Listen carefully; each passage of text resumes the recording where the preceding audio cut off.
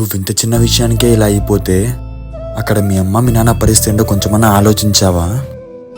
అసలు మీకు ఈ వయసులో అలాంటి ఆలోచనలే రాకూడదు. అక్కడ వాళ్ళు మీరే ప్రాణం అనుకొని ఎన్నో ఆశలతో బ్రతుకుతున్నారా. మరి నువ్వు అలాంటి పని చేస్తే వాళ్ళ గుండె ఎలా తట్టుకుంటుందిరా? సరే, ఇప్పుడు నీ ప్రకారమే పోదాం. రేపు పొద్దున బయట వాళ్ళు ఏమన్నా వచ్చి మీ అమ్మ మీ నాన్న ఏమన్నా ఆదుకుంటారా? లేదు కదా. కొన్ని రోజులు నవ్వుకుంటారు, తర్వాత వాళ్ళ పని వాళ్ళు చూసుకుంటారు. తప్ప వాళ్ళేమనుకుంటారు వీళ్ళేమనుకుంటారని నువ్వు కూర్చుంటే నీ లైఫ్ ముందుకు పోదురా. నా మాటిని వాళ్ళు ఎవరిని ఏం పట్టించుకోకుండా నువ్వు కష్టపడి శ్రద్ధతో చదువు. దాని ఫలితం నువ్వే చూస్తావు. ఇప్పుడు చెప్పురా, ఎవరో నవ్వుకుంటారని నువ్వు ఇట్లా చేస్తున్నావు చూడు, వాళ్ళు గొప్పనా లేక నీ కోసమే బతుకుతున్నా మీ అమ్మ మీ నాన్న గొప్పనా? చెప్పు.